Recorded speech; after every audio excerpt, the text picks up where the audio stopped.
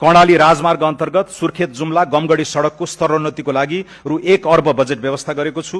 1000 kilometre सड़क कालोपत्रे र 275 वटा सड़क पुल निर्माण हुनेछ। 1028 किलोमिटर लामो पूर्व पश्चिम राजमार्गलाई 4 लेनमा स्तरोन्नति गर्ने कार्य 5 वर्षभित्र सम्पन्न गर्नेछौं। यसै वर्ष कमला कञ्चनपुर र नारायणगढ बुटवल सड़क खण्ड स्तरोन्नति कार्य सम्पन्न हुनेछ। आगामी वर्ष काकडभिट्टा लौकही, कमला बागमती, बुटवल गोरुसिंगे र धानखोला लमही खण्ड अन्तर्गत 80 किलोमिटर सड़क स्तरोन्नति गर्नेछौं। बागमती पथलया, नारायणगढ हेटौडा र गोरुसिंगे चन्द्रौटा खण्डको स्तरोन्नति शुरू गर्नेछौं।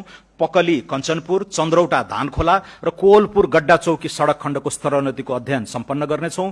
पूर्व पश्चिम राजमार्गको लागि रु 37 अर्ब 46 करोड़ विनियोजन गरेको छु।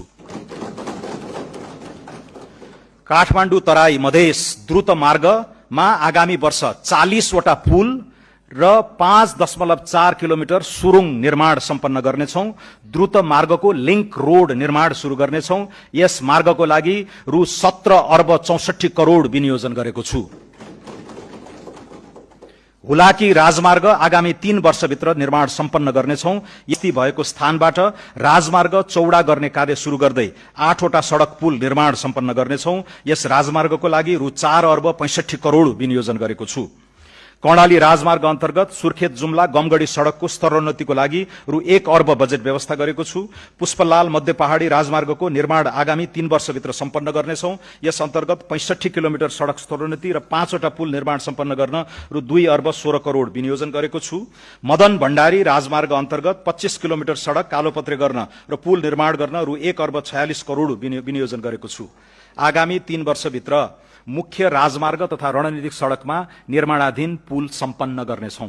राष्ट्रिय राजमार्गमा पर्ने 40 वटा ठूला पुल निर्माण तथा स्तरोन्नति सम्पन्न गर्नेछौं। राष्ट्रिय राजमार्ग तथा रणनीतिक सड़क पुल, विशेष महत्वका पुल र स्थानीय सड़क पुलका लागि रु 9 अर्ब 87 करोड़ विनियोजन गरेको छु। पृथ्वी राजमार्ग अन्तर्गत तनहुको आबु खैरेनीदेखि पोखरासम्मको 4 लेन सड़क निर्माण शीघ्र सम्पन्न हुनेछ। मुगलिङ आबु खैरेनी खण्डको निर्माण कार्य शुरू गर्नेछौं। नागढुङ्गा मुगलिङ खण्ड अन्तर्गत 40 किलोमिटर सड़क स्तरोन्नति हुनेछ। नागढुङ्गा सुरुङ मार्ग आगामी साउनदेखि सञ्चालनमा ल्याउनेछौं। यी सड़क खण्डको लागि रु 6 अर्ब 55 करोड़ विनियोजन गरेको छु। कर्णाली कोरिडोरको 31 किलोमिटर कालोपत्रे एवं ग्राभेल गर्नेछौं। त्यस्तै कालीगण्डकी कोरिडोरको 21 किलोमिटर कालोपत्रे हुनेछ। कोशी कोरिडोरको उत्तरी खण्डको 15 किलोमिटर कालोपत्रे गर्नेछौं। यी 3 वटा कोरिडोरका लागि रु 6 अर्ब 25 करोड़ विनियोजन गरेको छु। गल्छी स्याफ्रुबेसी रसुवागढी सड़क खण्डलाई स्तरोन्नति गर्न रु 1 अर्ब